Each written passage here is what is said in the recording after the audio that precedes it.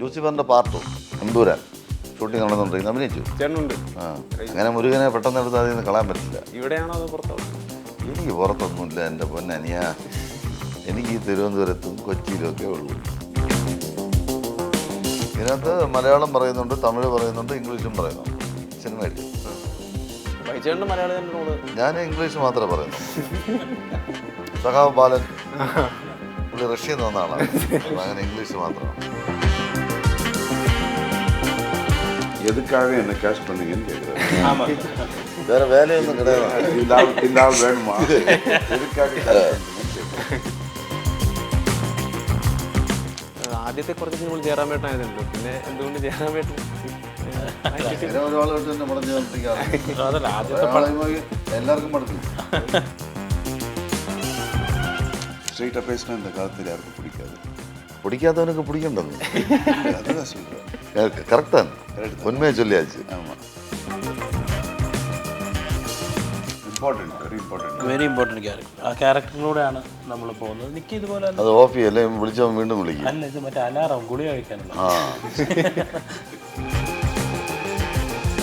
இந்த வயநாட்டில் நடந்தது ரொம்ப கஷ்டமாக இருக்குது. ஸோ அது நினைக்கும்போது தான் எதிர்பார்க்காத ஒரு டிசாஸ்டர். ஸோ ரொம்ப கஷ்டமாக இருக்குது. വിരുന്ന് സിനിമയുടെ വിശേഷങ്ങളുമായി റിപ്പോർട്ടറിനൊപ്പം ചേരുന്നു ആക്ഷൻ കിങ് അർജുൻ, അതുപോലെ തന്നെ നമ്മുടെ സ്വന്തം ബൈചേട്ടൻ, സിനിമയുടെ സംവിധായകനായ കണ്ണൻ താമരക്കുളം, നിർമ്മാതാവും സെക്കൻഡ് ഹീറോയുമായ ഗിരീഷ് നെയ്യാറൻ. നമസ്കാരം.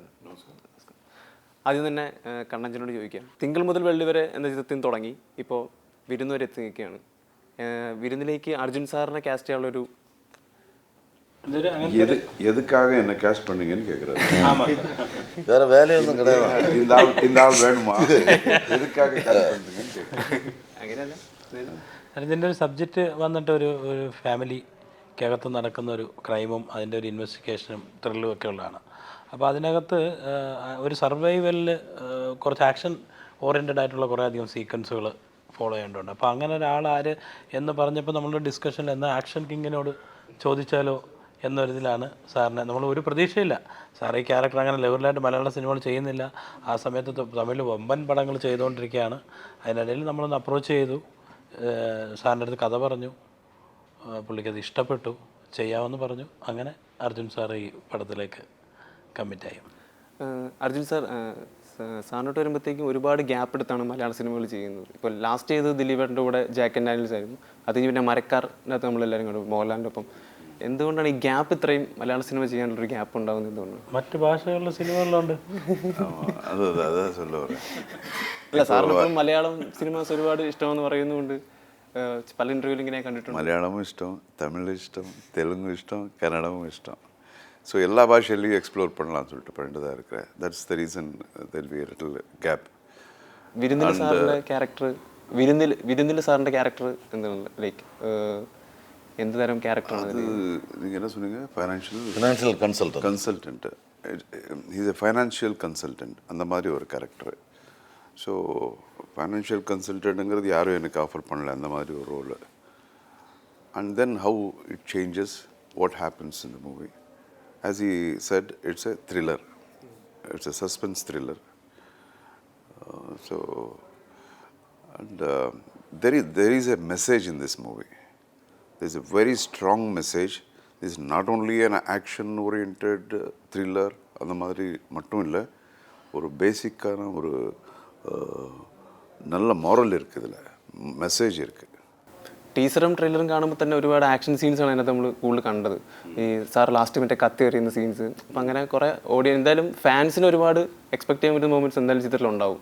ഉറപ്പായിട്ടും ആക്ഷനും ഉണ്ട്, ഫാമിലി ഉണ്ട്. അതിനുള്ളിൽ end of the day cinema അവസാനിക്കുമ്പോൾ നമ്മൾ അതിനകത്തൊരു വലിയൊരു മാറ്റർ പറഞ്ഞിട്ടുണ്ട്.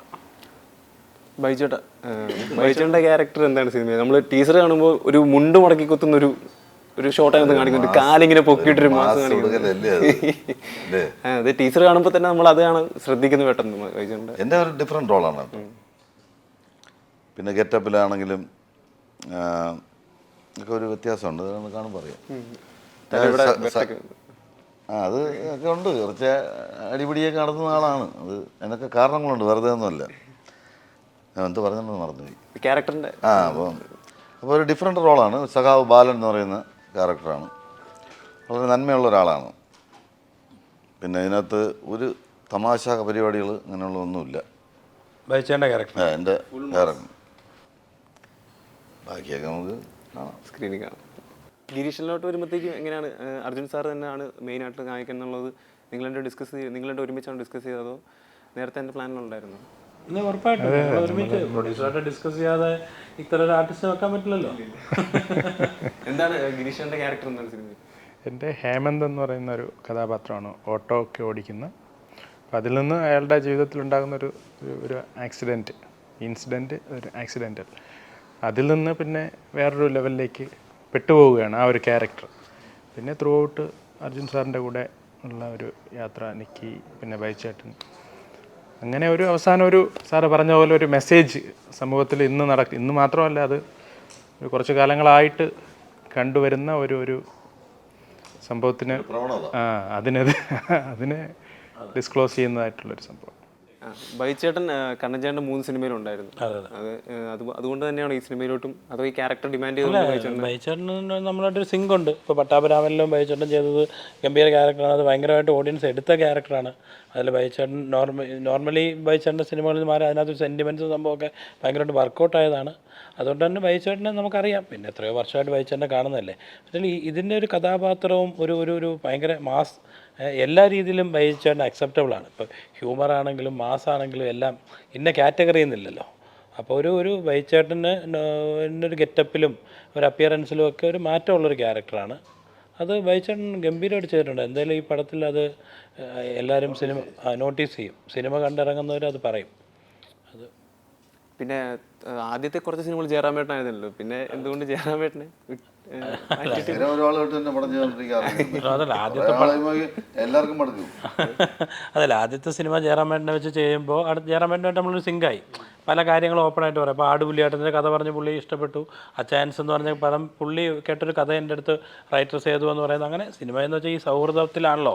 ഇപ്പോൾ ഒരു സൗഹൃദം ഉണ്ടാവുന്നു, അവർ തമ്മിലൊരു സിങ്ക് ആവുന്നു, അങ്ങനെ സംഭവിച്ചാണ്. ഇപ്പോൾ ജയറാമേട്ടനെ വെച്ച് തന്നെ കണ്ടിന്യൂസ് സിനിമകൾ ചെയ്യണമെന്ന് വിചാരിച്ചല്ല, അങ്ങനെ സംഭവിച്ചു. അപ്പോൾ അത് കഴിഞ്ഞ് ഇനി വേണമെങ്കിലും സംഭവിക്കാം, ഉറപ്പായിട്ടും ഇനിയും സംഭവിക്കാം. കാരണം നമ്മളുടെ ബന്ധങ്ങളൊക്കെ ഇപ്പോഴും സ്ട്രോങ് ആയിട്ടുണ്ട്, പുതിയ ബന്ധങ്ങളും എല്ലാം ഉണ്ട്. അതുകൊണ്ട് അങ്ങനെ പക്ഷേ ഇത് ജയറാമേട്ടൻ്റെ ടൈപ്പ് ഓഫ് മൂവി അല്ല, ഇത് വേറൊരു ജോണറിലുള്ള സിനിമയാണ്. കൂടുതലും ആക്ഷനാണ് സിനിമ പ്രാധാന്യം കൊടുക്കുന്നത്.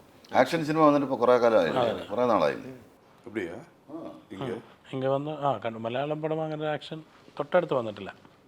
ഇപ്പം ആക്ഷൻ പടം ரொம்ப കമ്മി ഇതാ മലയാളത്തിൽ. ശരി.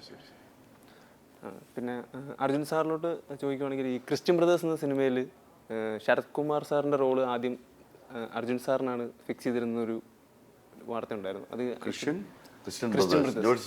ജോഷി സാർ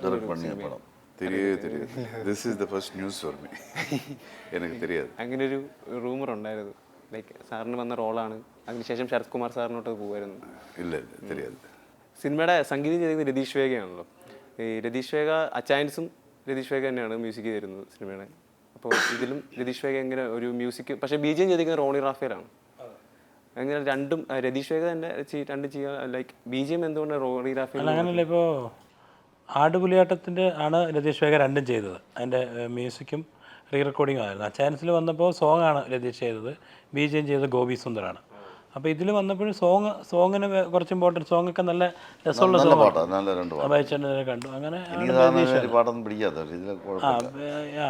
രതീഷ് ചെയ്യും. പക്ഷേ ഇത് ഈ പടത്തിന് മാറി ഒരു റോണി ഗംഭീരമായിട്ട് ചെയ്തിട്ടുണ്ട്. റോണിയുടെ ഒരു കപ്പ് ഓഫ് ടീ ആണ് ഇത്. പിന്നെ അങ്ങനെ ഒരു ചർച്ചയിൽ വന്നപ്പോൾ പ്രൊഡ്യൂസറും ഒക്കെ റോണിയുടെ പേര് പറഞ്ഞു. നമുക്ക് റോണിയാണ് BGM ചെയ്ത റോണി നന്നായിട്ട് ചെയ്തിട്ടുണ്ട്. അപ്പോൾ അങ്ങനെയാണ് റോണിയും ഒരു സൗഹൃദത്തിൽ വന്ന് ഇതിൻ്റെ സബ്ജക്റ്റ് കേട്ടു. അപ്പോൾ ഞാൻ ചെയ്യാം, ഇങ്ങനെ ചെയ്യാം, ചില തീമുകളൊക്കെ പ്ലാൻ ചെയ്തു, അങ്ങനെ സംഭവിച്ചതാണ്. അതിപ്പോൾ മിക്കവാറും ഇപ്പോൾ നമ്മളങ്ങനെ പടത്തിൽ പാട്ടൊരാൾക്കും 6 ആൾക്കൊക്കെ ആയിട്ടാണ് ചെയ്യാറുണ്ട്. അയ്യപ്പല്ല VT ശ്രീജിത്ത് മുன்னாடி പടം അയ്യപ്പണ്ണ. പിന്നെ ക്യാമറ ചെയ്തിരിക്കുന്ന രവിചന്ദ്രനാണ്. രവി കണ്ടിന്യൂസ് ഞങ്ങൾ കുറേ പടങ്ങൾ രവി ചെയ്തിട്ടുണ്ട്. പട്ടാഭിരാമൻ മൂലിങ്ങോട്ട് അപ്പോൾ രവിയാണ്. പിന്നെ പ്രദീപ് നായരും ചെയ്തിട്ടുണ്ട്. ലാസ്റ്റ് ഷെഡ്യൂൾ പ്രദീപ് നായരാണ് ചെയ്തത്. ക്ലൈമാക്സ് ഒക്കെ ചെയ്ത പ്രദീപ് നായര. തിങ്കൾ മുതൽ പ്രദീപ് നായരും മനോജ് പിള്ളയും ഉണ്ടായിരുന്നു. അതാ പിന്നെ സ്ക്രിപ്റ്റ് ദിനേശ് പള്ളത്ത് ലൈക്ക് പട്ടാഭിരാമിൻ്റെ സെയിം സ്ക്രിപ്റ്റ് റൈറ്റർ ആണല്ലോ. ആ പട്ടാഭിരാമിന് ശേഷം ഞാനും ദിനേശും ഇടയ്ക്ക് ഞങ്ങൾ വേറെ പടങ്ങൾ പുറത്ത് റൈറ്റേഴ്സൊക്കെ ആയിട്ട് ചെയ്തു. അത് കഴിഞ്ഞിട്ട് എന്താ ദിനേശിന് എന്താണ് വിളിക്കാറുണ്ട്? ദിനേശിന് എന്താ ദിനേശ് ഇത്തിരി എഴുത്തിൻ്റെ തിരക്കാണ്. 1-2 പ്രോജക്റ്റ് ഒരുമിച്ച് എഴുതിക്കൊണ്ടിരിക്കുന്ന സമയമാണ്. പിന്നെ അർജുൻ സാർ എക്സ്പീരിയൻസ് ടോട്ടലായിട്ടുള്ള എക്സ്പീരിയൻസ് എങ്ങനെ ഉണ്ടായിരുന്നു വിരുദിൽ അഭിനയിച്ച്? ലൈക്ക് കണ്ണൻ ചേട്ടൻ്റെ ഒരു ഡയറക്ഷൻ, ബൈ ചേട്ടൻ കോ ആക്ടറായിട്ട്, പിന്നെ ഗിരീഷ് ചേട്ടൻ, ഇവരുടെ കൂടെയൊക്കെയുള്ള എക്സ്പീരിയൻസ് എല്ലാം. It was a wonderful experience. And first time ஒரு டைரக்ஷனில் ஒர்க் பண்ணுறேன். ரொம்ப நல்லா இருந்தது. ரொம்ப நல்லா ப்ரெசென்ட் பண்ணுறாரு. So we already decide to make another movie now. Next இன்னொரு படம் நம்ம பண்ணணும்னு சொல்லிட்டு yeah Tamil and Tamil and വിരുദ് മലയാളം. 2 ലാംഗ്വേജിലുള്ള റിലീസ്, തമിഴിലും തമിഴിലുണ്ട്. Same time റിലീസാണ്. 29 2 റിലീസാണ്. ഓവർസീസിലും ഒക്കെ റിലീസുണ്ട്. ஒரு இன்னும் பெரிய ஸ்கேலில் ஒரு படம் பண்ணலான்னு சொல்லி பேசிகிட்டு இருக்கோம். இன்ஃபேக்ட் இவர் வந்து என்னுடைய own production was suppose to direct. அப்போது அதுக்கப்புறம் கொஞ்சம் மிஸ் ஆச்சு அது. இல்லைன்னா அப்போவே ഹെൽത്ത് ഇഷ്യൂ ഒക്കെ വന്ന ഒരു വർഷം പെൻഡിങ് ആയി പോയി. ஸோ அது பண்ணல அது. இப்போ ആക്ച്വലി സാർ പ്രൊഡക്ഷൻ ചെയ്തൊരു പടം ഞങ്ങൾ പ്ലാൻ ചെയ്ത് അതിൻ്റെ ഒരു ഡിസ്കഷനൊക്കെ என்னுடைய ப்ரொடக்ஷனில் நான் இன்னொரு டைரக்டர் நான் போட்டதே கிடையாது. I mean me being the director இன்னொரு பட் இவரை போடணுன்னு ஏன் தோணுச்சுன்னா that's kind of confidence I have got. Confidence மட்டும் இல்லை, அவருடைய work he commands his work. നല്ല സ്ക്രിപ്റ്റ് കിട്ടിയാൽ കാണാൻ നന്നായിട്ട് എടുക്കും. എനിക്കൊരു വലിയ ഭാഗമാണ്. കാരണം അർജുൻ സാർ ഡയറക്റ്റ് ചെയ്ത എല്ലാ പടവും സൂപ്പർ ഡൂപ്പർ ഹിറ്റാണ് തമിഴ്. എല്ലാ പടവും இல்லை ഓൾമോസ്റ്റ് 13 മൂവീസ് 11 പടം ഡയറക്ട് பண்ணி വെച്ചാൽ 15 പടം 15 പടം ഡയറക്റ്റ് பண்ண 13 പടം സൂപ്പർ ഹിറ്റാണ്. നിങ്ങളുടെ കോമ്പിനേഷൻ സീൻസ് ഉണ്ടായിരിക്കുമല്ലോ സിനിമയിൽ. ஆமாம் இவர் கூட it was very nice experience. ബൈചേട്ടൻ്റെ കൂടെ നല്ല എക്സ്പീരിയൻസ്. ஆமாம் நல்லா இருந்தது. It was like you know nice man. So ரொம்ப ஸ்ட்ரைட்டாக பேசுகிற ஒரு ஆள். ஸ்ட்ரைட்டாக பேசினா இந்த காலத்தில் யாருக்கும் பிடிக்காது. பிடிக்காதவனுக்கு பிடிக்கண்டது இல்லை, அதுதான் சொல்கிறேன். கரெக்ட் தான். கரெக்ட் தான், உண்மையை சொல்லியாச்சு. ஆமாம். So it was nice and Girish also is the producer of this picture and first படம் தானே இது. ஃபர்ஸ்ட் பிக்சர் இதான் ஸ்டார்ட் பண்ணது. he has done to his maximum. என்ன பண்ணணுமோ அவர் பண்ணியிருக்காரு. and again he is an actor in the film. Again that is first movie as an actor. and போக போக போக அவர் கற்றுக்கிட்டு நல்லா he has done a good job. and again Nikki and Harish sir. Harish Peradi. Now she's married. സിനിമയിലെ വേറൊരു പ്രധാനപ്പെട്ട role Harish Peradi sir. Mukesh ഏട്ടൻ, അജു முகேஷ் கூட நான் ரொம்ப வருஷத்துக்கு முன்னாடி கூட நாங்கள் சேர்ந்து ஒர்க் பண்ணியிருக்கோம் in a Tamil film. I think it should be some more than 25 years back. So அதுக்கப்புறம் திருப்பி மரக்கேரில் பண்ணோம். இந்த அகைன் இந்த சினிமாவில் பண்ணுறோம். and again this gentleman is here and it was a wonderful experience. and again his technicians, his camera crew, அவங்கெல்லாம் ரொம்ப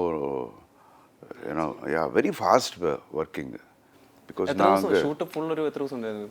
2-3 ഷെഡിലായിട്ട് കുറച്ച് 19 ദിവസം ഷൂട്ട് ഉണ്ടായിരുന്നു.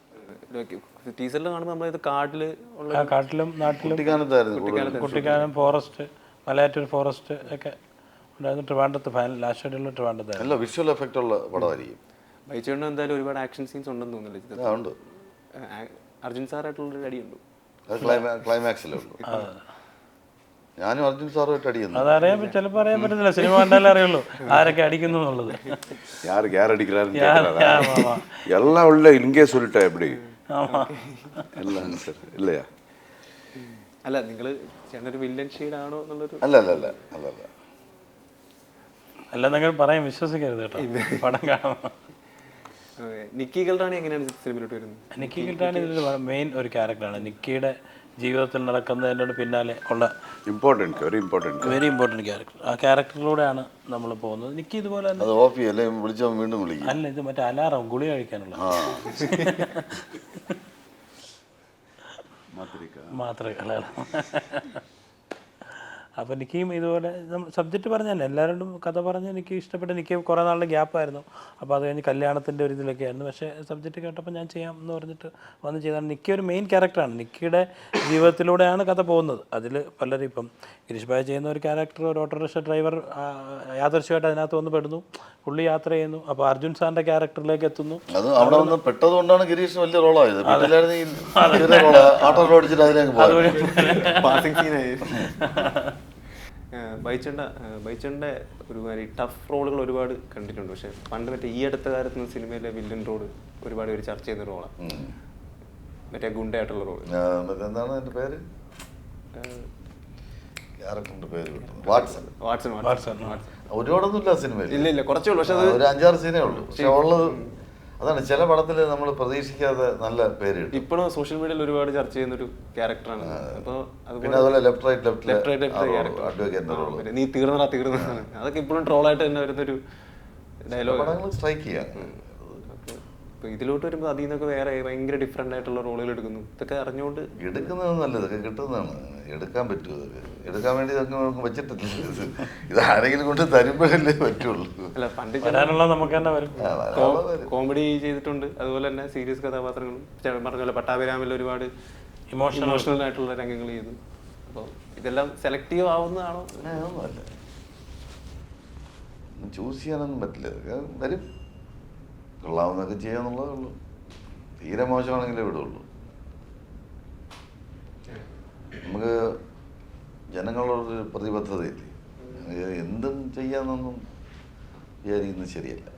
ജനത്തിന് ഇഷ്ടപ്പെടുന്നത് ചെയ്യാറുള്ളൂ. ഇതിൽ ചേട്ടന് സാറിന്റെ ഡയലോഗ് മലയാളത്തിലാണല്ലോ മൊത്തം, അതോ തമിഴ് ക്യാരക്ടർ? രണ്ടുമുണ്ട്. തമിഴ് മലയാളം മിക്സ് ചെയ്ത് മിക്സ് ചെയ്തത്. അപ്പോൾ മലയാളത്തിൽ സംസാരിക്കുമ്പോൾ സാർ തന്നെ വോയിസ്. ഇതിനകത്ത് മലയാളം പറയുന്നുണ്ട്, തമിഴ് പറയുന്നുണ്ട്, ഇംഗ്ലീഷും പറയുന്നുണ്ട് സിനിമയിൽ. ബൈച്ചേട്ടൻ്റെ മലയാളം തന്നെ റോള്. ഞാൻ ഇംഗ്ലീഷ് മാത്രമേ പറയുന്നുള്ളൂ. സഖാവ് ബാലൻ പുള്ളി റഷ്യയിൽ നിന്ന് വന്ന ആളാണ്, അങ്ങനെ ഇംഗ്ലീഷ് മാത്രമാണ്. അജയ് സിനിമ കാണാം അജയ്, അപ്പോൾ മനസ്സിലാവും എന്തൊക്കെ ഭാഷയാണ് എന്തൊക്കെയാണ് പറഞ്ഞത്. ഓഗസ്റ്റ് 29 നമുക്ക് കാണാം എന്തൊക്കെയാണ് മോശമാവില്ല കേട്ടോ, രസമായിരിക്കും.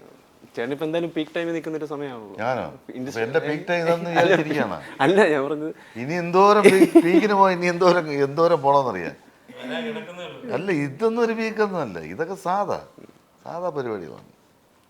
ലൂസിഫറിന്റെ ക്യാരക്ടർ പോലെ ലൂസിഫറിന്റെ പാർട്ട് എമ്പൂരാൻ ഷൂട്ടിംഗ് നടന്നുകൊണ്ടിരിക്കുന്നത് അഭിനയിച്ചു ചേട്ടനുണ്ട്. ആ അങ്ങനെ മുരുകനെ പെട്ടെന്ന് എടുത്ത് അതിൽ നിന്ന് കളയാൻ പറ്റില്ല. ഇവിടെയാണോ അതോ പുറത്താവും? എനിക്ക് പുറത്തൊന്നുമില്ല എൻ്റെ പൊന്നനിയാ. എനിക്ക് ഈ തിരുവനന്തപുരത്തും കൊച്ചിയിലും ഒക്കെ ഉള്ളൂ. ഇനി ഒരു 6-7 ദിവസം കൂടെ ഉണ്ട്. അങ്ങനെ ഒരു വലിയ പടത്തിനകത്ത് നമുക്കൊരു ഈ പറഞ്ഞ 5 സീൻ അഭിനയിച്ചാലും മതി. അത് മതി. ലൂസിഫർ കുറച്ചേ ഉള്ളെങ്കിലും എന്തായാലും അതിലേക്ക് ഇടിക്കുകയായിരുന്നു. അതുപോലെ ഇതിനകത്തും കുറച്ച് സംഭവങ്ങളൊക്കെ ഉണ്ട്. കനച്ചേട്ടൻ്റെ അടുത്ത സിനിമകൾ ഇനി എന്തായാലും അർജുൻ സാറിൻ്റെ കൂടെ ആണല്ലോ. അത് ഉറപ്പായിട്ടും അങ്ങനെ പ്ലാൻ ചെയ്യുന്നുണ്ട്. സാറിൻ്റെ സ്ക്രിപ്റ്റിൽ ഒരു സംഭവം പ്ലാൻ ചെയ്യുന്നുണ്ട്. സാറിൻ്റെ സ്ക്രിപ്റ്റിലാണ് അർജുൻ സാർ സ്ക്രിപ്റ്റ് ചെയ്തിട്ട് കണ്ണച്ചേട്ടൻ ഡയറക്റ്റ് ചെയ്യുന്നത്. അതെ അങ്ങനെ ഒരു പ്ലാനിങ് ആണ് നടക്കുന്നത്. അപ്പൊ ഇനി കണ്ണൻ മലയാളത്തിലോട്ടൊന്നും ഇല്ലേ? ഇല്ല, ഇതൊക്കെ ഈ സിനിമ എന്നെ വിടരുത്. ഏത് സിനിമ സംഭവിക്കുന്നതാണ്. പല സിനിമകൾ നമ്മൾ പ്ലാൻ ചെയ്തത്. ഞാൻ തന്നെ എത്രയോ പടം പ്ലാൻ ചെയ്തിട്ടാണ് 10-20 സ്ക്രിപ്റ്റ് എഴുതിയിട്ടാണ് ആദ്യത്തെ സിനിമ നടന്നത്. അതുപോലെ പല പ്രോജക്റ്റുകൾ പ്ലാൻ ചെയ്യുന്നു, അതിലൊരെണ്ണം വർക്കാവും. ഒരു സിനിമ നടക്കുന്നു എന്നുള്ളതാണ് എന്നുള്ളതാണ് കാര്യം. സിനിമ ഇപ്പം പ്ലാൻ ചെയ്യാൻ കുഴപ്പമൊന്നുമില്ല. സിനിമകൾ നടക്കാതിരിക്കുന്നതിൽ വലിയ അത്ഭുതമൊന്നുമില്ല. ഒരു സിനിമ നടക്കുന്നു എന്നുള്ളതാണ്. കുറേ സിനിമകൾ പ്ലാൻ ചെയ്യുമ്പോൾ ഒരെണ്ണം നടക്കും. നമ്മൾ ഒരേ സമയത്ത് പല കഥകൾ പല റൈറ്റേഴ്സുമായിട്ട് പല ആർട്ടിസ്റ്റുകളുടെ അടുത്ത് കഥ പറയും, പല റൈറ്റേഴ്സുമായിട്ട് ഡിസ്കസ് ചെയ്യും. അങ്ങനെ അതിനിടയിൽ ഒരു സിനിമ അങ്ങ് സംഭവിക്കും, പറയും. അങ്ങനെ സംഭവിച്ചാണ് വിരുന്ന് നമ്മൾ നേരത്തെ പ്രതീക്ഷിച്ചിരുന്ന ഒരു സംഭവമല്ല. ഞാൻ ഒരു പടം ചെയ്തുകൊണ്ടിരുന്നപ്പോൾ ഗിരീഷ് ഭായ് തന്നെയാണ് നമുക്കൊരു പ്രോജക്റ്റ് ചെയ്യാമെന്ന് പറഞ്ഞ് വന്നു. അതിങ്ങനെ സംസാരിച്ചു, അർജുൻ സാറിലേക്ക് എത്തി. സാറ് അത് അക്സെപ്റ്റ് ചെയ്തു, ആ കഥ കേട്ട് അക്സെപ്റ്റ് ചെയ്തു. അപ്പോൾ ഞങ്ങൾക്ക് കോൺഫിഡൻസ് ലെവൽ കൂടി. സാറോട് എത്തിയപ്പോൾ കുറച്ചുകൂടി ഉത്തരവാദിത്വം ഉറപ്പായിട്ടും കൂടി എന്ന് മാത്രമല്ല, ആദ്യം നമ്മളിങ്ങനെ ഒരു സിനിമ പ്ലാൻ ചെയ്തു, ഇങ്ങനൊരു സംഭവം സാറിന് വെച്ചാൽ നന്നായിരിക്കും എന്ന് പറഞ്ഞിട്ട് സാർ എസ് പറഞ്ഞുകൊണ്ടാണ് നമുക്ക് പ്രൊഡ്യൂസർക്കാണെങ്കിലും എനിക്കാണെങ്കിലും ഫുൾ ടീമിനാണെങ്കിലും ഒരു കോൺഫിഡൻസ് ആയി. ഇത്രയും വലിയൊരാൾ എസ് പറഞ്ഞപ്പോൾ ഈ സബ്ജക്റ്റിൽ എന്തോ ഒരു സംഭവം ഉണ്ടെന്ന്. പിന്നീട് അത് പ്രൊജക്റ്റായിട്ട് മാറി. അർജുൻ സാർ കേരളത്തിൽ വന്നതിൻ്റെ ഒരു എക്സ്പീരിയൻസ് എങ്ങനെയുണ്ട്? കേരള എപ്പടി ഇപ്പോൾ எத்தனை வருஷமா கேரளா போகிறேன், അല്ലേ എപ്പോഴും വരാറുണ്ട്. ரொம்ப வருஷமா கேரளா போகிறேன். It's not the first time. Always it's wonderful. God's own country. God's own country. But இந்த தடவை இந்த மாதிரி இந்த வயநாட்டில் நடந்தது ரொம்ப கஷ்டமாக இருக்குது. ஸோ அது நினைக்கும் போது தான் எதிர்பார்க்காத ஒரு டிசாஸ்டரு. ஸோ ரொம்ப கஷ்டமாக இருக்குது. ഡയലോഗ് എന്തെങ്കിലും മലയാളത്തിൽ சொல்கிறது பரையணுமா? சும்மா இருப்பா. இவரை கேளுங்க, இவர் சொல்லுவார். വായിച്ചേട്ടൻ അല്ല ഇതിലെ ഡയലോഗ് സിനിമയിലെ ഡയലോഗ് സിനിമയിലെ ഡയലോഗ് പറയാൻ പറ്റില്ലല്ലോ. സിനിമയിലെ ഡയലോഗ് സിനിമ കാണുമ്പോഴല്ലേ വെറുതെ ഇരുന്ന് സിനിമയിലെ ഡയലോഗ് പറയാൻ പറ്റില്ല. അപ്പോൾ എന്തായാലും ആ ഓഗസ്റ്റ് 29-ാം തീയതി എന്തായാലും വിരുന്ന് എന്ന സിനിമ നിങ്ങൾ എത്ര തിയേറ്ററുകൾ റിലീസ് ചെയ്യുന്നുണ്ട്? 100+. 100+. ആ കേരളത്തിലും ഫുൾ ഇന്ത്യ ടോട്ടൽ GCC റിലീസും എല്ലാം കൂടെ same day August 29 worldwide റിലീസാണ് വിരുന്ന് റിലീസ് ചെയ്യുന്നത്.